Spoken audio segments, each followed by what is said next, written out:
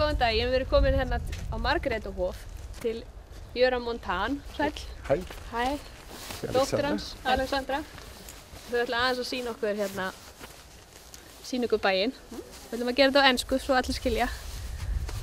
So, would you like to I will show have to us speak the... English. My Icelandic is so bad. You'll have to fill in with the Icelandic part. Today is the day after the storm, and there's sort of settled a certain coolness around the place.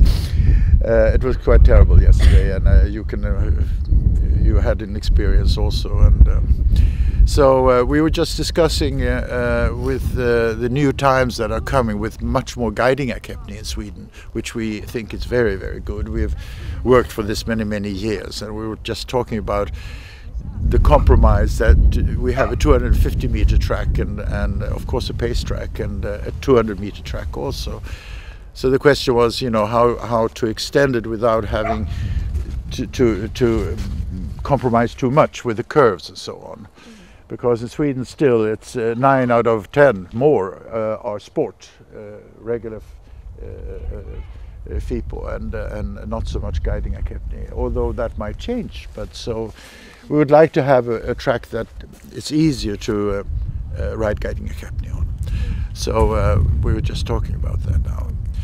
We're constantly working here. I mean, this is not the way it looked 20 years ago when we took it over. And you're never finished. As soon as we finish with something, we start something new. And maybe we can have a look on a riding hall that is sort of 80–90% ready, but not ready enough to ride in yet. So we hope to have a number of competitions next year. We usually have about 8 or 10 or something like that.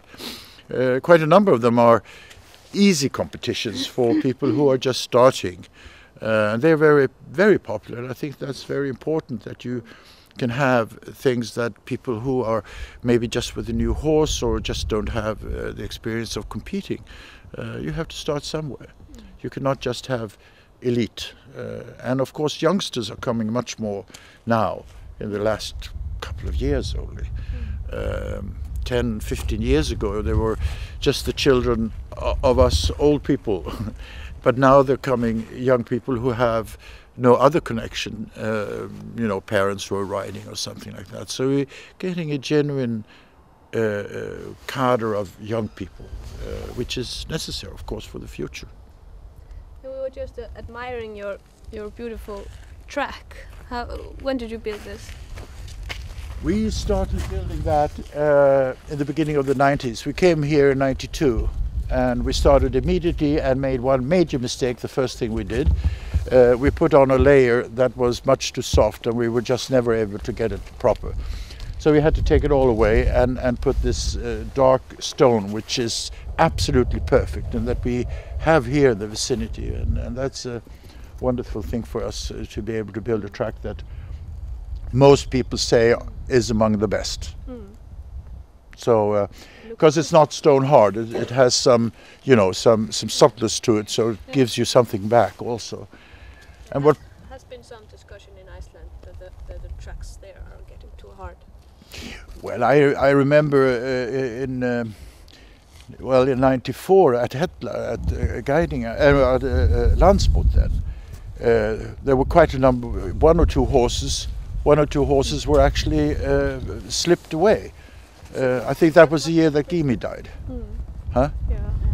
It was. Yeah. It was absolutely stone hard, and they changed that. But still, there are some tracks that are. I think we should maybe have a discussion. You know, how hard should it be?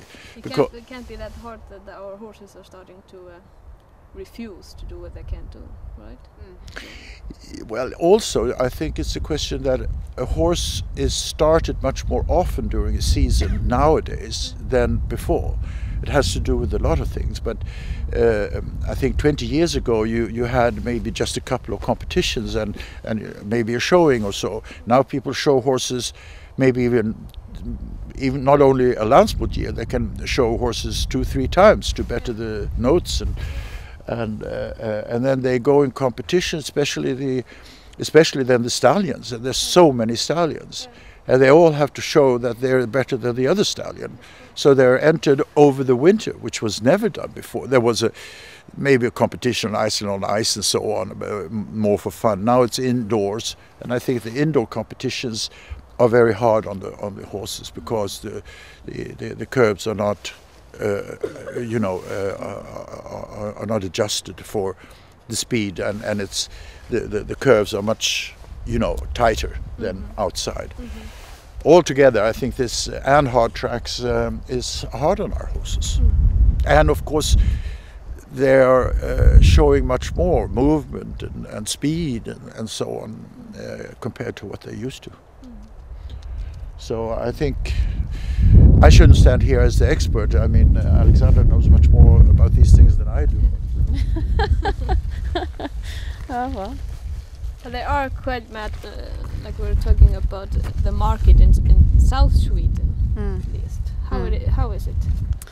The selling market, or yeah, the riding courses and the general people, the competitions, and we have a lot of people that enjoy competing. Maybe not that many elite riders. We are a few here, but the general person who competes here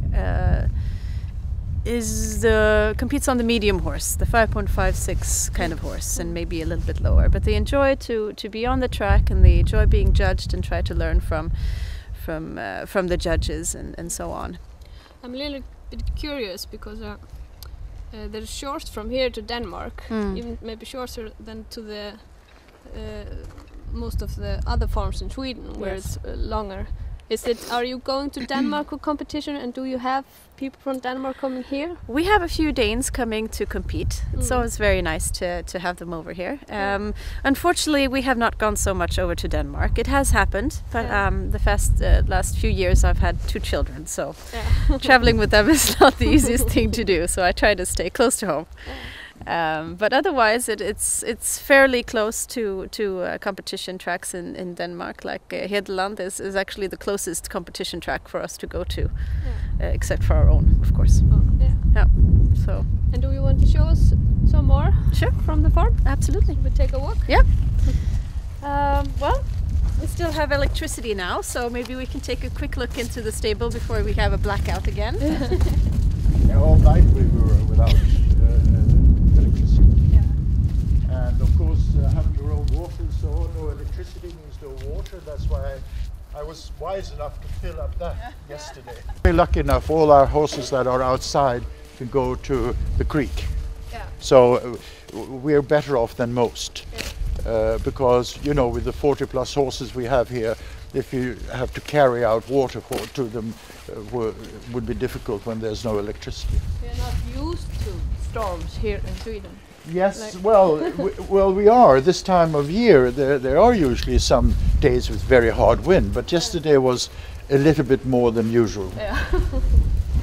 Close to extreme. Yeah. So this was a stable built 92. And at the time, it was different for Icelandic horses in 2 ways. One was that we actually bothered to make it a little bit more luxurious, a little bit more like these big horses that are common here. We have an IKEA Absolutely, you cannot have a stable without IKEA bags. It's very practical. So this oak thing we had, and then the other thing, which was more a mistake, but which came out very good, was that we did not have an inner ceiling, but we have a natural. And at Kroker, the stable is much bigger, of course, but we're building that along the same principle. Yeah. So you don't need a lot of mechanical ventilation, which A, costs money, and 2, has this distinct noise about it. I don't think horses really like it. It's a constant, noise from the fans. Yeah. So we like that. But as I said, in those days in Sweden, most Icelandic horses were in rebuilt pig stables or cow stables, and they fared well there, but it wasn't something to show. And we said, we're selling wonderful horses to quite a high price. Well, the stable should go a little bit in that spirit. Yeah. So I think that was different then. Now, of course, both here and both here and on Iceland is a totally different thing. I mean, now people are building fantastic stables. Yeah. But as you see, we do not have this, we could not do that, and we didn't know really much about it then. You know, the way to open up in the short ends and drive a tractor in and get everything out and so on. Convenient and also good for the horses. Yeah, but so here we change every day, which is quite a job. But how many horses do we have in now? Oh, maybe 15. Yeah, because there is a smaller stable also. Yeah. Okay. So then we have a lot of the horses going outside most of the time, and they're through the red door there. You can hear them. Yeah. So maybe this is our next project, to maybe renovate this and make it a little nicer. There are always things you want to do better, you know. When we built this, we'd never built a stable before, so we made a few mistakes and we've made it better. Yeah. Cool.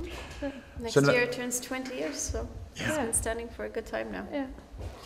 And at the same time, then you were renovating a new farm in Iceland. Yes, so that will be a big thing. Yes, there of course we built, we took the old riding hall, which was not really a riding hall, it was more, it was not wide enough and so on. It was a very good building, not even 10 years old. Yeah. So we took 2/3 of that and made our building now a stable, which will be ready I think in a few weeks only. Okay. And the rest then for the machines, you know, for the tractor and so on, and a new riding hall. Okay. So it will be exciting to see. Yes, I find it's exciting too. I was there last week and looked at it. So that will be fine, and we will very much looking forward to that. We're building. There will be a house, summer house, where we can also stay there. And Reynir Palmason is already living there with his family. He has been in cooperation with you for a long time, right? Yes. He came here, in 95? 95, yes. We went to Hålar together in 94, 95. And he looked for a job and wondered if we needed somebody. Yeah. And then he stayed here for about 8 years. Yeah. It's like an adoption. It's like a brother. Almost. Alexander doesn't have any brothers. So. No, absolutely. And this is a difficult thing for foreigners when we invest, and we're quite a few now. Not that many, but I mean still. What do we do when we're not there? You know, you have to rely on someone to take care of things in your own spirit. Of course, now holding horses has gone through a tremendous change on Iceland in the last 20 years. So I would say people on Iceland want to treat their horses and keep them just the way we want to, and we learn all the time. So I think that's not an easy thing, to find someone who can take care of things in a proper, good way, and people come to visit and see, and you're not there. You want to look good. I mean, number one is that people can see that the horses are treated well. That is number one. Then if it looks beautiful, fine, that's a bonus. And you've been doing really well with your breeding. Now it's starting to It's starting. I think it's taken us a very long time. I think I look at other people who come to enormous results in just a few years, but then I tend to forget that they have been maybe breeding without me noticing it for many years, and then suddenly it blooms. And I hope that will happen to us also. There are some horses coming now, and we're looking forward with quite some excitement for Landsmot. And you will keep your name, of course, the breeding name. You will not change that into Krokur. So.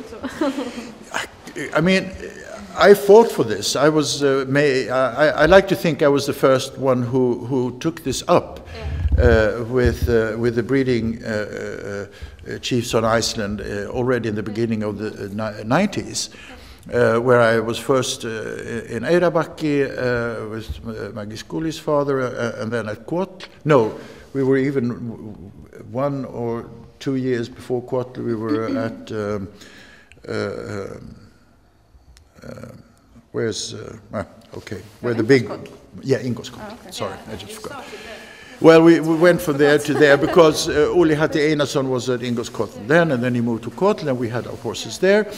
So nothing wrong with Kot, but that wasn't even Ole Hatti's breeding from the start. That was Bjarni Benediktsson, is it? No,